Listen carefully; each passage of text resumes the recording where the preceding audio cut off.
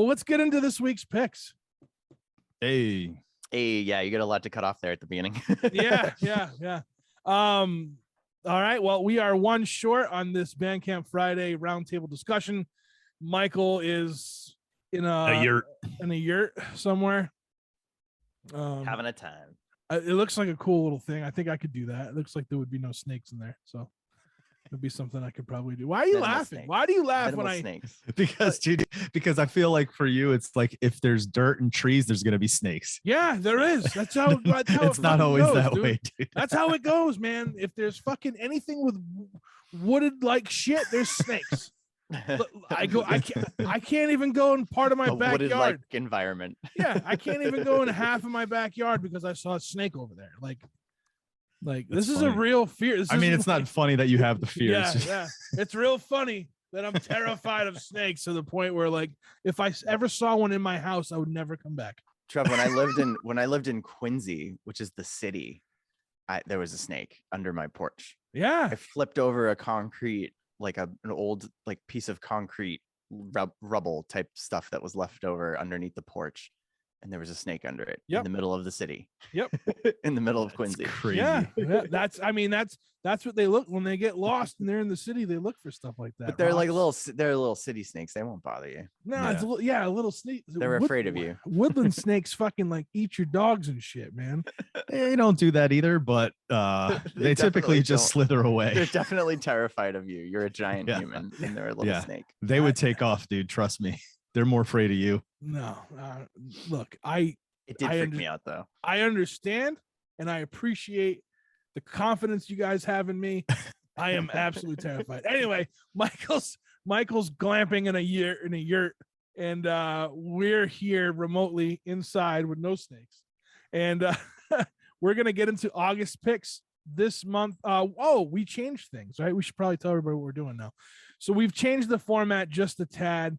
Moving forward, we will have one local, like everyone will have a local pick, and then the X factor is now like that second criteria that revolves every month. Yeah, and when we say local, we're talking about like not just our city, but our general vicinity. Yeah, because after a while, you go through your entire city's local players, and you're like, is there anybody new coming out yet? Come on, give me something. We all know too many people. We all know too many bands. We can exhaust through them too quickly. Yeah, exactly. That's why I say, Jeff, we have an advantage being New England. Like we have all of New England to choose from. Yeah, we have five states to choose from. I'm gonna start jumping over the border and calling Niagara Falls, Canada, part of local for me. Yeah, that's even Toronto. I'll call Toronto local. I think that's fair. It's right all there. Right, that'll work. Yeah. Just sweet. I'll bring some Canadian friends along now. All right, there you go. Sweet. So this month, Chris threw out another suggestion. At least it wasn't just a color this time. That's why I was like, I'm not gonna pick this time because last time I picked, everybody's like, the color sucked, dude. Well, I thought that was a fun one. Well, then Trev was like, the color sucked, dude. I didn't say that. I had a great pick. No, I'm just teasing, man. Yeah, keep teasing. Anyway, So you threw out. What'd you say? I wanted to go international. I was like, let's get something from a different country. And what inspired that was when we had Arya on, and he picked that Tunisian band, and that just blew me away. And I was just like, what in the world? So I was like, let's do that. Let's go into another country and see if we can't find something that we wouldn't expect to come from there, or maybe something that we're into, a specific sound we're into that we find in another country. So that was the deal. And I said, let's go South America. Let's do Brazil, because Brazil's got all kinds of influence in their music. And I thought, let's give it a shot. Yeah. Cool. I'm kind of happy you did. I kind of dug everyone's picks from Brazil. Yeah. I think there's a lot of amazing artists from Brazil. Yeah. Oh, for sure. The one drawback was like I couldn't find Michael's band for a while because I can't read or speak Portuguese, so I couldn't figure out because there was different names, you know what I mean? Like there was the name. That name. You didn't know which one was the song or which one was the artist. Yeah, and I ended up on a compilation list with one, and then that's when Jeff, you had told me that it was actually there. You know what I mean? Like the whole album is there. So. But yeah, it didn't. It looked weird on Bandcamp, so I sympathize with that. I couldn't. When it came up for whatever reason, the buying options popped up underneath, and then you had to scroll down to find all the tracks, which I feel like isn't the way that it always is formatted. But I don't know. Strange. Yeah. All right. Well, you guys want to save Mike's picks for last? Is that what we did? Is that what we did when Chris gave us our picks and then bailed on us that time? Nobody bailed. Everyone has just been tragically absent at certain points. I'm sorry. I'm sorry. I'm aggressive today. Okay. He's worked up over the snakes, man. It's Trev's turn. It's Trev's turn to hold us all hostage with the spatula. Yeah, let's hold. Let's do Mike's picks last. Yeah. All right. Who wants to go first? I'll do mine now. I'll go first. I'll get mine out of the way here. The last picks. I was going to tell you guys my reason for wanting to call an audible off air, because when you pick when we want to talk about the artists and their music and stuff, I don't want to say anything too negative about what we're picking. But I'm going to forego that. I'm going to discuss my two picks anyway. So the first one is the local band. They're called the Barksdales, and the album is called Bangers. For me, I had never heard of these guys, and I've been getting pretty much accustomed to who's playing in our area now. And I see why. It doesn't look like they've done anything since last year, so I'm hoping it's just a hiatus and they come back, because I actually dug this a lot. For me, this is straight up high energy punk rock and roll. There was strong vocals in this. It was hard, it's fast, and I've said this before on the show. There's a lot of times I like to have specific kind of music when I'm driving, especially long distances. If I'm driving an hour or two away, I like specific kind of music, and this album for me fits that. I would put this on and let it play from beginning to end during the drive, not just on a mix. You know what I mean? So for me, I loved this. It's just had that kind of hard, fast, raw energy that in this type of music I'm looking for. I like this. This is the kind of punk rock I have always gravitated to, so you got that working class / street punk thing going on here. Reminded me a little bit of the Ducky Boys, which was and is probably my favorite punk band of all time.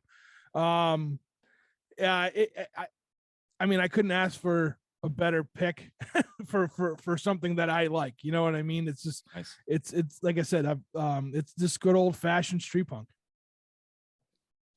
Yeah, I agree. I liked it a lot for the same reasons we talked about the Digs on the last episode. It's got that real punk and roll kind of vibe. Mm-hmm. It's fast punk rock stuff, but then it's got these great guitar licks and guitar solos and stuff in there. And it's just super fun to listen to. I like that there's these big anthemic hooks. Some of the choruses and stuff like that, and I thought that some of the vocal lines reminded me a little bit of Rancid. There was a little bit Rancid. I don't know if it's just because he gets mm-hmm. his vocals get raspy when he kind of screams and stuff, but kind of reminded me of some Rancid type vocals in there. And it's recorded beautifully too. The mix is really great. It's an excellently produced album. So yeah, this was super fun. Definitely a very straightforward, enjoyable punk band. Sweet. Michael, what'd you think? Okay, moving on.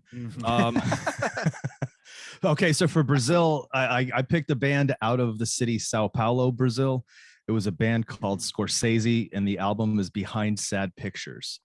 So I picked it. So I'm going to be straight out about this one. When I was listening to this, because I'd already had Barksdale's picked, you know what I mean? And I was falling behind and trying to get the picks to you guys. And Trev reminded me yesterday that I still hadn't sent it. And I was like, oh shit, let me get on and start going through some bands and music. And I found a lot of good stuff, a lot of stuff that was, kind of questionable. And then I came across this, but I was in the middle of doing something as I was listening. So I had it on in the background and I could listen to the music. And I was like, all right, I dig this. You know what I mean? So I was like, yep, this will be my pick. I'm saying all that because this morning, I was going through everybody's music again, as I usually do before we record, just listening to stuff and really listening to just see how I feel, and what I think of it.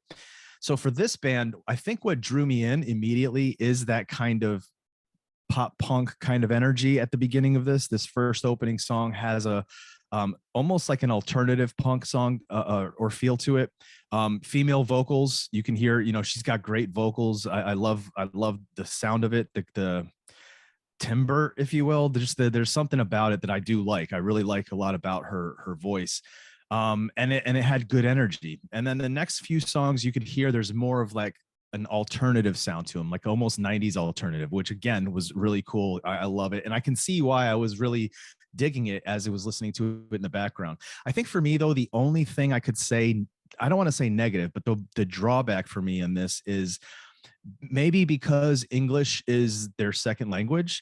A lot of the lyrics, the actual lyrics and the lyric writing of some of the songs felt very kind of generic, if that makes sense. It comes across like they're just putting phrases together, and that's the thing. I don't want to really speak bad about it because the music's great and the singing's great, and even the lyrical parts of the lyrical content is great. But sometimes for me, there were parts where I was just like, oh, this is a little rough. Maybe I should have listened a little closer before I decided to settle on it. But overall, it's good. I thought it was a good and another well-produced album. Yeah, but that was why I almost wanted to call the audible. I was like, let me see if I can't find something else real quick. I did find something, but I mean, this is still for me was good. Maybe it could still fit into whatever category we go to for next month. Oh, yeah. But no, I totally agree. I heard like hearing the first song, I was like, oh, this almost reminds me like a little bit of a mellower Bad Cop. Like just some of like the vocal hooks and the way that she sings and stuff like that. And then it dives down a little bit, gets like a little grittier and more like alt rocky through it. And I thought that was actually kind of cool. I like always, have a big soft spot in my heart for 90s alt rock stuff, because that's like I was a 90s kid and that's what I grew up hearing all the time. So it kind of was it reminded me of like almost like even a little bit like Pixies mixed with like, I don't know, like Pixies Garbage. mixed with yeah, kind of some of it. Yeah, for sure. Yeah. Like there was like just like that vibe going on there for sure. I didn't listen too closely to the lyrics, and I think I'll have to go back and like listen again, because like I said, I didn't take as deep a dive into everybody's. I wasn't able to take as deep a dive into everybody's this week as I normally am. But I think I feel bad, because I think hands down the number one reason why bands do their songs in English, even if English is not their first language, or they don't come from a country where English is like the primary language, they do their songs in English to try to get a wider audience, I think, always. But I think that's a bummer, because stuff can get lost in translation. Yeah. So that may have been something that was going on there. I want to bring something up about that when we get to one of the other picks, but like I think it's cool to like hear a band from another country doing similar stuff that you hear bands from our country doing, and like it reminds you that like the music kind of transcends the language a little bit. Real quick, cool. to speak to what you said there about the language part, it almost feels it's not that way. Like English bands will sing in English, right? And we're not trying to pick up other countries by singing in their language. However, they'll get fans who have no clue what they're saying in English that will learn and sing those songs anyway. You know what I mean? And it's rare that you'll see Americans or people who speak English do that, where they find a band that's completely a foreign language, learn it and not know what they're singing, but just being into it. You know what I mean? Yeah. Yeah. English definitely dominates the global like spectrum of like people when they get into music, which is kind of a bummer in a lot of ways. Yeah. But all right. So I started this album and I got this text from Chris that said, "Hey, do you think I can call it audible?" And I was like, probably not. But then he went ahead and did it anyway. Oh, I thought you said probably. I didn't see the not. No, I said probably not. Jeff usually works Friday nights and he won't be up in time to check out another album. Didn't work last night, but definitely was not awake. Definitely was not awake in time to check out another album. It's all good though, because I am glad we did talk about it. It's a good band, and people should check them out for sure. It's just leading up to what I have to say. So I'm listening to it. I'm like, this isn't bad. I don't know. And then you're like, I'll explain. I'm like, fuck, something happened. Like these people did something terrible and he just found out about it or something. So I was like, No, all right, well, no. I'm gonna, just delete this. So I deleted all my notes for it. And then Jeff's like, well, I like that album. I'm like, I did too. And then he's like, all right, we'll go with it. I'm like, fuck. Yeah. Well, yeah. Just say why you liked Trev, it. that's So- why you gotta just go old school. I Write your know, notes I know. down. And I have plenty enough notebooks to do that. Usually I I'm love in it. my It makes car. me feel like I'm in college again. Yeah. Right. Usually I'm in my car and I'm like typing, even though you're not supposed to text and drive. I'm like texting them into my phone, like my On thoughts. the notes. Yeah. I got a long drive to work, So anyway, so it definitely gave me alternative rock vibes. Garbage was a big influence. I felt like I could hear it in just like how she sings, and I dug it, but I don't have any notes for it anymore because I deleted them. Sorry. Yeah. Unfortunately for me, like I am a big person when it comes to lyrics. Like I'm huge into lyrical content and just seeing how the song, like what's the point to the song and what's being said. And there was just a few songs in there where it felt like it was just patched together like phrases. Do you know what I mean? That kind of fit a feel. And that's the thing. If you take those phrases and put them together, you get what the feel is. So that's what makes me think, did she write this in Spanish or Portuguese first and then kind of translate it over to English and sing it that way? Do you know what I mean? Yeah. But yeah, it's still good. The music was great. Absolutely loved it. Yeah. Cool. So All right. Jeff, you want to go Trev, next? you gonna go? Oh, I'll go. I'll go. All right, you go. All right, I'll go. All right. So my local pick is out of New London, Connecticut. It took me by surprise because I didn't think New London, Connecticut would have any kind of folky rock punk vibes. But Bears Don't Care. It's their self-titled album, came out, I think it said 2016. It doesn't seem like they put out anything since then, but they're active on like social media.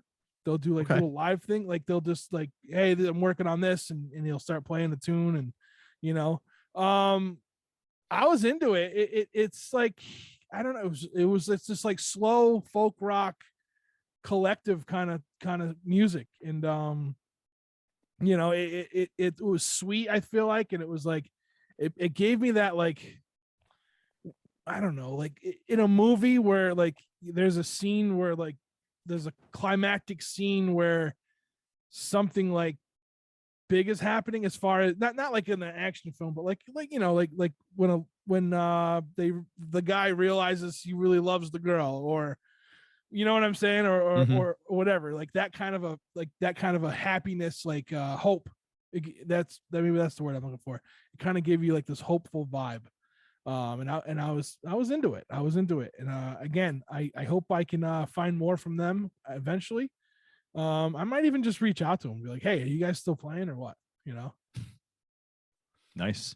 So for me, I wrote down obviously folk and Americana, but then I put, because when you start listening to more of the songs, sometimes it feels older than when what we reference as Americana. Like when I mean older, it's probably the stuff you'd hear on the ships coming from England or Ireland during that time, before they actually settled and started to spread their roots music here.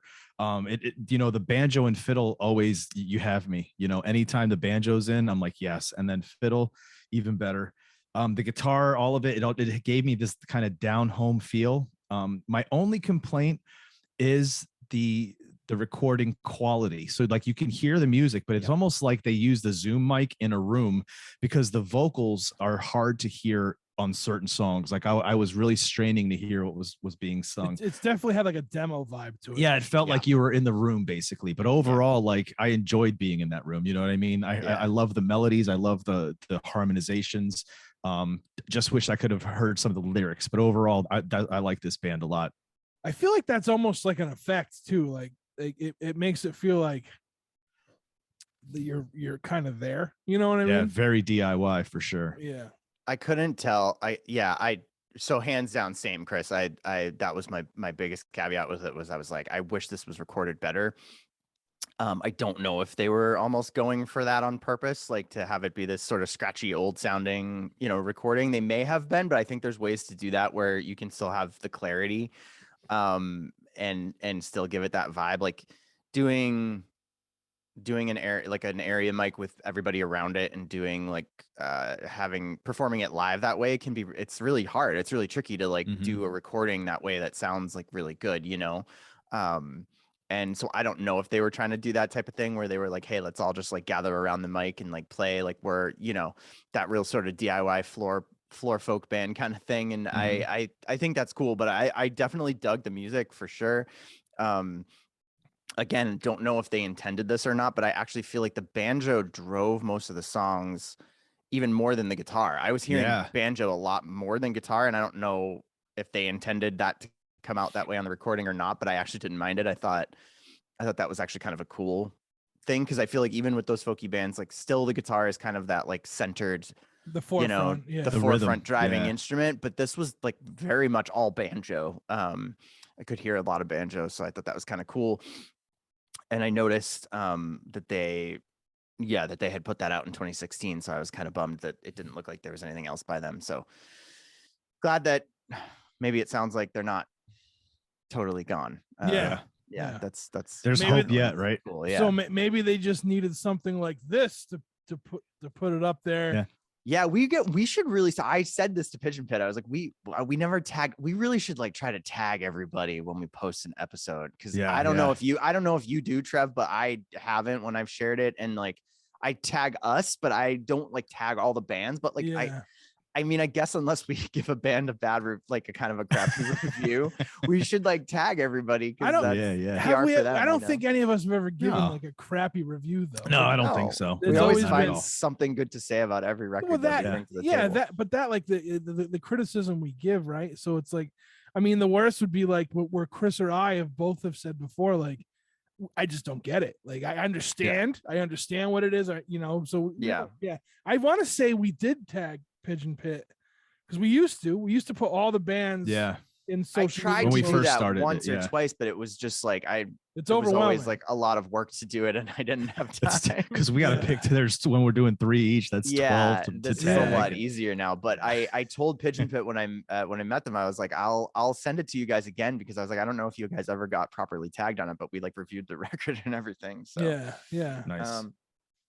But yeah, no, I thought these guys were great, and hopefully we hear more from them. So maybe we should tag them, and maybe that'll make maybe we can bring them around for a Struggle Dome performance. Also, a quick sidebar, just kind of playing off of like about tagging people and all this. I had a chance to talk to Tyler Seaton recently. His episode drops. It will be out before this episode drops. He said like we reignited something in him by us talking about his stuff. Hey, that's cool. So maybe that's so like, and then I think it was you, Jeff, that called it like the emo folk or whatever. Yeah, I'm trying to remember. I haven't listened to him in a while. Yeah, but I remember. So I remember his stuff. Yeah, he's gonna like play off of that. He's like, I love that. He's like, I love that genre. He said, that's awesome. Kudos to all of us, because like I said, that was a pretty cool like talking with him, and when he said that, like I was like, oh man, really? Cool. Yeah. So so maybe we do need to start tagging bands more so they can hear, because like I said, I don't think we ever say anything bad. And if anything, we'll say something funny, like I'm going to talk about a band in a little while. Anyway, my X Factor from Brazil is Big Bull and his Selfish Band. I straight up picked this because of the cover. I loved the artwork, and I said, let's see what this is all about. This is grassy punk with like country western mixed in. I loved his gravelly voice. I don't know, I just dug it. Like, this was something I could just like, I feel like this is something you could put on at like a cookout or something, and like everyone would just be like kind of bobbing their head to it, Yeah. Dude, I loved this. I ended up buying it. I purchased it myself. Acoustic. So these are the tags that's under the band: acoustic, folk, country, bluegrass, punk, and roll. And then they have dark grass, which I've never heard that Dark one grass, before. love it. Do you know what I mean? But I feel it. This dude had that kind of voice where he got kind of evil with it. Do you know what I mean? It sounded so dark in certain parts. For me, this was the mix of country, hoedown, folk punk, and doom folk with Spanish flavor, because you could hear kind of a Spanish influence in a lot of his guitar playing. Yeah. Yeah, for me, his voice was the star here. I said it transitions from this kind of smooth bluesy tone to gravelly growl, and the accent is just killer and adds to the entire thing. So man, I loved it. All three songs were just, and they're not just like the same kind of recipe each song. Do you know what I mean? Like each song had a different kind of vibe and feel to it. And yeah, dude, this was a good find. I was like happy. this. That was my first pick too. That was like the first thing I saw from Brazil that I liked the cover of, I picked, and that was that. And I was like, this is great. Like, this is, I want to hear more from Big Bull. I want to see Big Bull and All Depends do an international tour, just a whole bunch of like different countries putting these bands together, where you're just like, you never would have think to hear this music coming from this country. Do you know what I mean? Yeah. Yeah, I thought it was cool as well. It reminded me almost of like Mischief Brew meets like a Western soundtrack, or like a soundtrack to like a Western like film or something like that. I thought it had like I thought it was amusing, like there was like almost like a humorous side to it. And I guess maybe it is Spanish guitar. I was thinking more like I heard like almost like Eastern European kind of influence in there, and some of the like melody lines, but maybe that is more like Spanish guitar that I kind of am just misplacing. But that's what kind of reminded me a little bit of Mischief Brew, because he did that in a lot of his music and stuff like that. Like had a big influence from that stuff. I will say, speaking of gentle criticisms, the only thing about this record that I felt that those gravelly, growly vocals got a little fatiguing for me after maybe the second song, or partway through the second song. There's like almost a little bit, I almost felt like it was leaning a little bit close to like camp a little bit, like he was leaning into it, playing that out.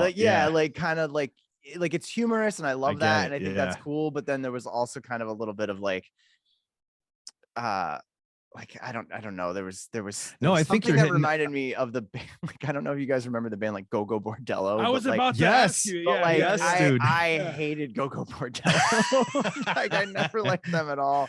There was just something like too campy and like dumb about it. And and this was leaning a little close to that, but I really dug the authenticness of like the music, and his voice is definitely like very very cool. Like it's like very unique and very cool. So I definitely did like it. It was just, maybe small doses of it, but I think you hit the nail on the head. But I think he's, for me personally, I feel like he's doing that. Like he's embracing that and playing into it with the songs, the way he does that. That's what you mean by campy, right? Like like it's a little like there's almost a little bit of a shtick to it. Like it's like he's doing that on purpose, and I think that's cool. I mean, it's an art form for sure. And it's interesting that it's from Brazil. Do you know what I mean? Like I'm expecting this is from like out west here somewhere. Yeah. No, very cool. Yeah. All right, Jeff. Oh yeah, because then we got to do Mike's last. Okay. Yeah. So my local was Your Friends in Hell. They are a band that has played at my venue where I work a couple of times. And their live show is a little different from what I remember than what this record sounds like. Okay. I was gonna ask that. Their live show is a little fuller. Okay. But I just think they are delightfully weird. They're kind of a spooky folk, also at times bluegrassy, but like a spooky folk kind of band.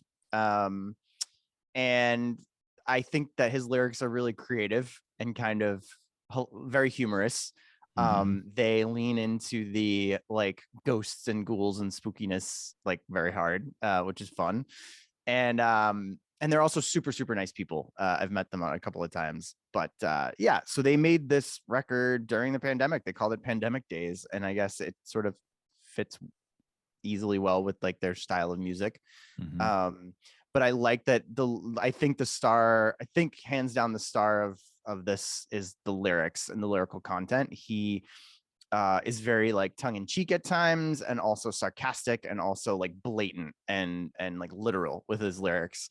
And I think it's just kind of interesting. And like I said, they put on like a really cool live show. So so you mentioned these guys last month, and you were like, oh, Trev, you'd love them. That's it. I'm gonna bring them. So I made myself not listen to them until you brought them to this.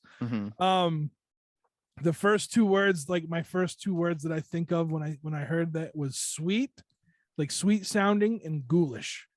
And then I wrote spooky folk sounds, which is, on par. Right. It reminds me of something that would be being played in like a seaside tavern with like fog rolling in. Like it very, very much reminded me of that. Like it paints a very distinct picture to me. Yeah. And like, that's what, like I would walk, I'd say I'd like, oh man, we just got in and the fog's rolling in our boat. We walk into this little tavern, and there's some old guy who looks like, the guy on the Gordon's Fisherman fucking yeah, exactly, behind the bar. Yeah, and in the corner, there's just this like little, like almost like, I don't even think it has to be a person playing. It's just like a music box playing this music. Like that's what I heard. You know what I mean? That's what I envisioned like listening to this. I liked it. There definitely something interesting. I don't know if they like you said, like their live sounds a little more whole, like a little more fuller. Well, they played. Yeah, I mean, they played with. I think they're a 3-piece or a 4-piece that they played. The show Heather booked at the Midway, but at the Rockwell. But they played. They did this like whole show. Like there's also like kind of a vaudevillian aspect to it. I feel like there's this little bit of like almost like theatrical kind of thing to it. And when they played their live show, they do that up and they lean into that. So they had burlesque dancers, they had ghosts, they summoned ghosts live. So they had some demented clowns, some demonic clowns wandering around. And this is why you mentioned this to me when we were talking about the evil fucking revival tent, right? Yep. That's exactly what it was. They had like demonic clowns walking around, they had ghosts walking around, they had like darkly dressed spooky burlesque dancers performing to their music. It was fantastic. Nice. It was that's great. amazing. That's awesome. And it did really well. It was like very popular show, very well attended. It was like a Tuesday night and there was like 100 people there. That's great. Wow. Yeah. I loved it. Yeah, this alternative folk punk spooky. There's a sing-song feel to like the first song has this very sing-songy kind of like vibe to it. Paper Ghosts, I absolutely love the way he does this kind of singing. It's more like he's speaking, but there's a little bit of a melody to it. It's really cool, dude. And the xylophone coming in. I mean, I was in, dude. I loved it. I bought it. This was another one I bought right away as I was listening. I'm like, oh, this is good. I gotta have this. They definitely have the storytelling nailed down. Yeah, it's great. Now, and then after hearing Jeff, after you saying like how this show is like this thing, like this production, like I would definitely want to check that out because I think that'd be awesome. Yeah, they're gonna do it again, so I'll let you know when they do it. By the Sea, I think the name of the song was. That was the one I really, really, really liked on that one. Nice. So. Very cool pick. Thanks. And then my second pick, my Brazil pick, was, I will admit, a little bit of a low-hanging fruit because they were one of the first bands that popped up when I searched for artists from Brazil, but I immediately was like, oh, I need to check this out. It's a all-female metal band, like death metal band from Brazil called Nervosa, and the record was called Perpetual Chaos, and I was blown away. I've very actively been over the past few months trying to make myself listen to more metal, like to get into metal, as I think there's always been a part of me that hasn't taken metal as a genre like ultra seriously because it's Because so of mainstream metal. it's so well it so often can be so over the top, like the names of the bands, the names of the songs, the like the theatrical aspect of like the way that metal bands perform. Like there's, again, sometimes there can be like this camp to it. Like it's like, you know, like what's the most viscerally disturbing phrase we can come up with, like, you know, like you know, like, Oh, for you know, like titles of songs. disemboweled and splayed, like, you know, like it's always these like, just like, let's just go over the top with like the most gory, gross, like violent like names, to where it almost like it loses any like actual real threatening like aura, you know what I mean? And generally, more often than not, like guys who play in metal bands are like the biggest sweethearts, and like usually like vegans, and like very like you know, it's sort of this whole very interesting world to me, and it's a world I've not been involved with very much. But this band, all female band, just angry as fuck, just like some very politically, like socio-politically conscious lyrics in there going on, and I love that music in general like this could like just totally transcend the language barrier, and the like, you know, it has the exact same draw to it. Hearing a Brazilian band do it, and most of the lyrics are in English, but it's metal, so they're hard to understand. I do wish that they had posted them on the Bandcamp. The lyrics are not there, so I had to kind of like just lean in and like listen a little bit. But just a powerhouse of a band, excellently recorded, like big dense metal sound, and it blew me away. I was like, this is awesome. I love this. Yeah, I mean, I put it on, and I think I went back into the group chat as soon as I put it on, and I was gonna be like, this is the best thing I heard, but I was like, I can't just say that.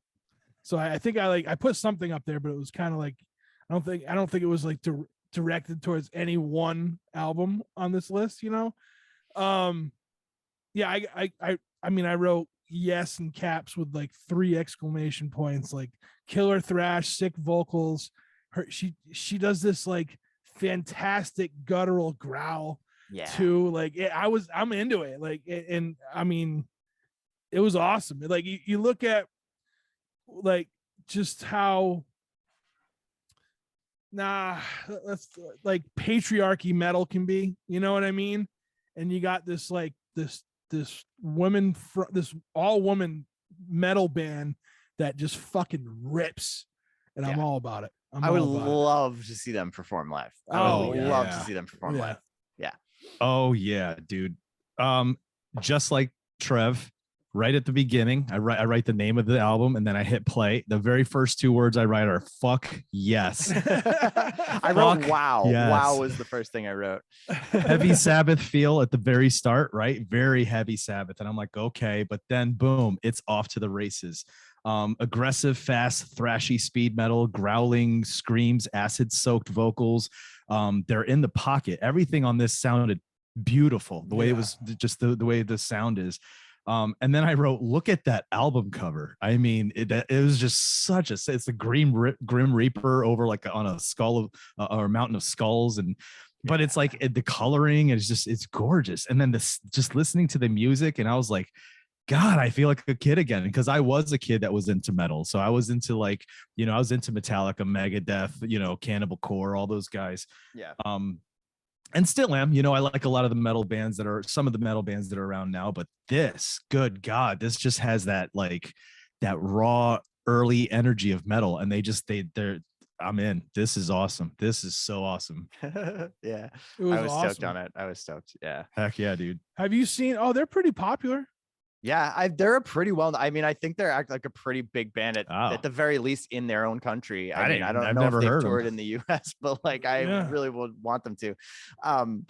The other thing, Trev, too, you were saying before, like how we're like, you know, lucky in New England with such a deep reach of different artists. There is a lot of metal in Boston.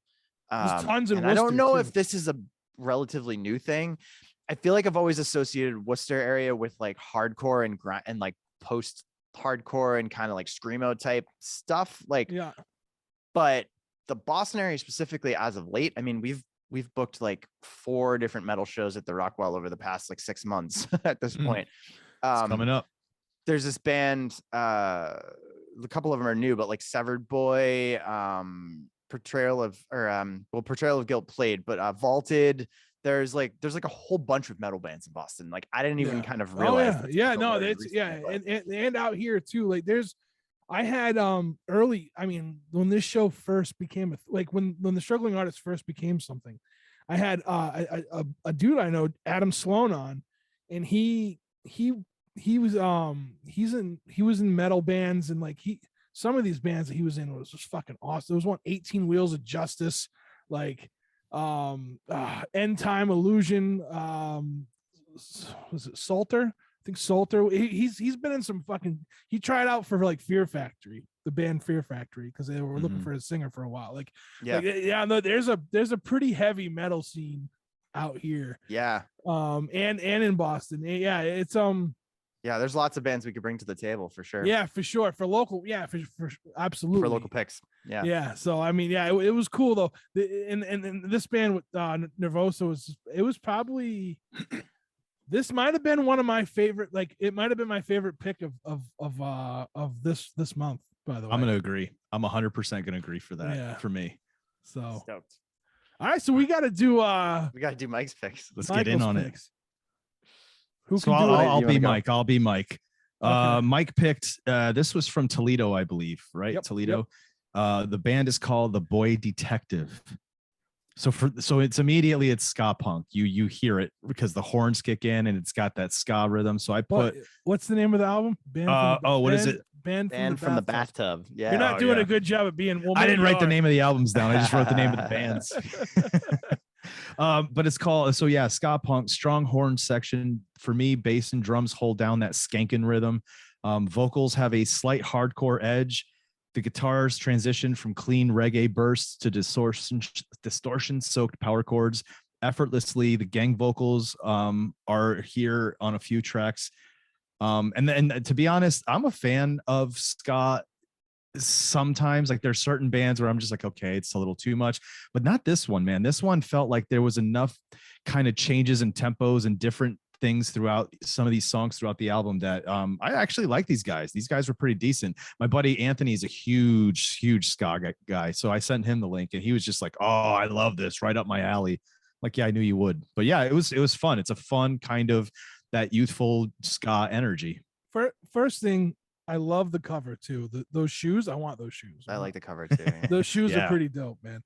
I want to ask this though, like, is this ska? I mean, I don't know. Just because it has a horn, does that make it ska? No, you have to have that. You have to have that kind of reggae bounce too. That with the horns. I feel like that didn't have beat. I feel like that didn't have a reggae vibe. Oh yeah, it's through. Well, not reggae in terms of like straight reggae. They play that kind of dance hall. Right, that rhythm. Yeah, no, I understand. Yeah. It's ska punk. It's ska punk record. So the reason why I asked that, because like I've never been like a big like ska fan, but like could it be just because like the stigma that people look at ska, they're like, is that why? And whenever I hear horns and I like it, I'm like, nah, I can't be ska because I like it. You know what I mean? I don't know. I liked this. This and again, Michael has been really good with this whole dad punk thing, and this is dad punk. Now with that said, I'm trying to get to, here we are. With that said, do we have to take dad punk serious now? Is because like it was very tongue in cheek before, but look at Scotty Saints. He screams dad punk, and his stuff isn't tongue in cheek at all. You know what I mean? So I think it's just I think dad punk really is just like the 90s style skate punk. Now they're all dads, right? Is that what dad punk really is? I thought, right? Well, for me, I feel like there's two kinds of dad punk. There's dad punk because they're older guys that could be dads and they're playing punk, which the message isn't about being older and being dads. Or there is that kind of tongue in cheek where we're older, but we're also going to sing like we're Blink-182, but the lyrics are all about being dads and having to change our kids' diapers and then going to the grocery store and picking up, milk. And I hate when you say Blink-182 because I do not like them. And they're like, well, they're the reason why I didn't like pop punk for a long time. So, I mean, Like, you know what I mean? Well, So that's like, so that's my point. Like the idea with Blink 182 is their stuff was always almost kind of not always though. amateurish, but as they got older, they kept that kid mentality. You know what I mean? Like Yeah. instead of growing up, whereas the dad punk feel would be like that. We're embracing that we're older and talking about it. Yeah, no, Yeah. I got you. So I don't know, because like this was definitely labeled as dad punk, and That's weird. I wouldn't even see that at all. I didn't really associate that with this band. No, me So- neither. Punk, but but that's my thing. Like he's got a couple dad punk bands that are pretty fucking good. You know what I mean? So it's like, yeah. like, do we have to recognize this now? Like, we have to take it more serious now, because this album was really good. It was, I absolutely enjoyed it, and again, like Chris and I are both really big fans of Scotty Saints, and like he keeps calling this dad punk. It's just, I mean, it's just, to me, it's just skate melodic punk rock. That's you know, and I don't know. I liked it. I don't know how popular this band is, but it sounded like they were. I mean, the sound sounds like they should be. You know what I mean? I think they should be too. Yeah. I don't have a lot to say about it either, that except that it was just really fun and straightforward ska punk. They remind me a little bit of a band from that I remember from like when I was in high school, that I was trying to think all last night about what their name was, and I still can't think of what their name was, so it's just a stupid comment to make, but like they were I believe Rhode Island area band from like the mid 2000s that was like a really good ska punk band. But either way, I like this band a lot. I want to listen to them more. I would love to see them play. They're super fun. My two favorite elements in recordings, as far as like from a sound perspective, that like make me the happiest, are like drums that are recorded really, really well, and horns. I think like horns that are recorded really well just sound so good. And so you would think that loving those two elements, I would be a bigger ska fan in general. Which for some weird reason I'm usually not, but it's not a genre I listen to very often, I feel like, but this record was really fun. Well, I'm the same way, right? So like I absolutely fucking love reggae, specifically dancehall reggae. It was, we know, because I brought that compilation at them. But like ska and ska punk, I don't know, it just, to me, a lot of the time I just never got. There's some that I get into. Like there's one now I'm drawing a blank. There's a ska punk hardcore band out of Rhode Island that I really enjoy, and I can't think of their name right now. I seen them play last year, and I was like, these guys, I have to go back and look at my like giant CD binder that I kept in my car when I was in high school. Like, I feel like there's probably some burns. You still have it? There's some. Oh, I do. There's awesome. Some CDRs in there that probably have. One of them is this band that I'm trying to think of that I can't think of their name. And I I mean, I like, again, I guess I just don't. I don't know. I don't quite get what makes this ska, but I don't know.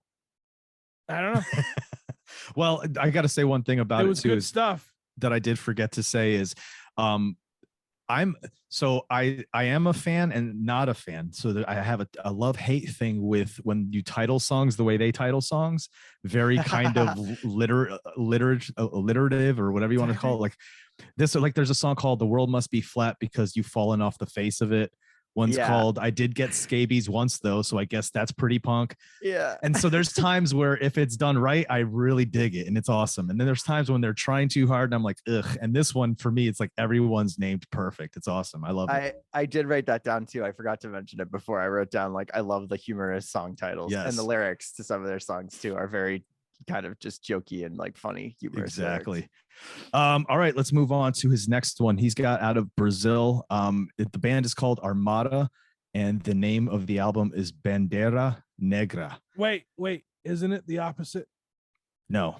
Armada's the band. Armada's the band. Yeah. Okay. Yeah. Okay. And Bandeira Negra is the name of the album. Yeah. Now this is street punk from Brazil. I'm just like, okay, here we go. Yeah. Another high energy kind of album, Warped Tour style band, very strong vocals. There's a song in there too that I wrote. I think it's called Eterno Marujo.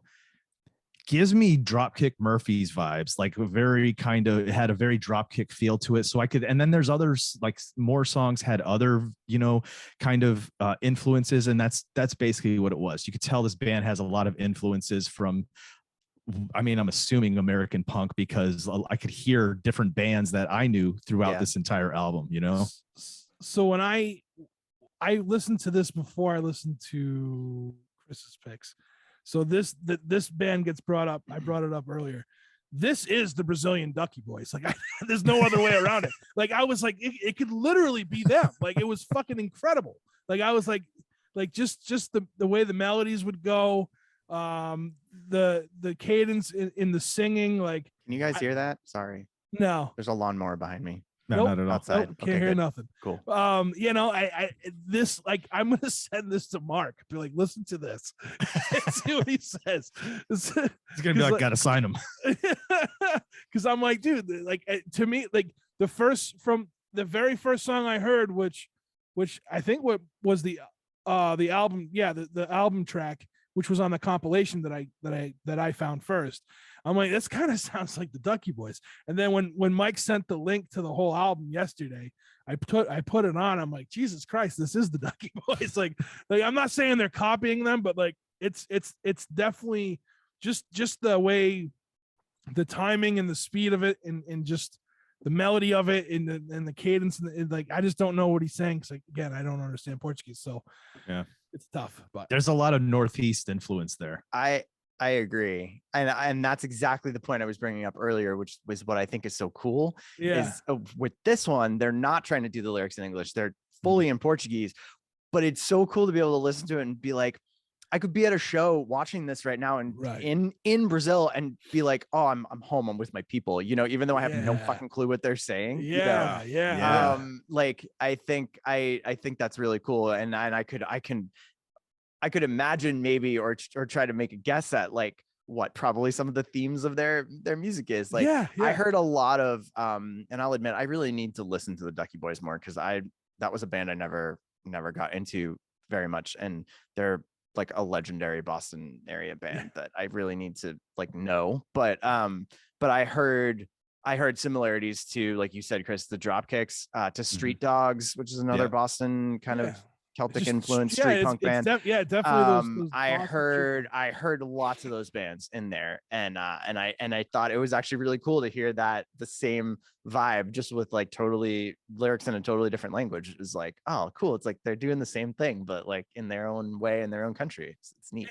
And the cool thing for me with this one, so it didn't sound like any particular Ducky Boys album, because like much like most bands, like as the time goes on, right, the band, they kind of polish things up, and they make their content changes just a little bit here and there. So I heard different eras of like the Ducky Boys in this, which was awesome. Like I heard, you know what I mean? And like, it was just cool. It's just a cool fucking album. I again, like, just like what you just said, Jeff, like if I was just happened to be in Brazil and I was like, all right, let's just venture off the resort or whatever, and I end up in some dark alley and there's a door with music playing, and I walked in and this is playing, I feel like I'd be like, yeah, I'm home. Like this is it. Like, you know, this is more comfortable to me than hanging out with people on a freaking resort, you know? Yeah. It's cool. It's cool. I think that's the best thing ever. I think it's the best thing ever that there is like punk rock all over the world. Like, and heck yeah, dude. You find it's like what you just said. You just feel like I'm at home. These are my people. You could be there. I'm comfortable like, here. I'm into this. And like that's always been so awesome to me.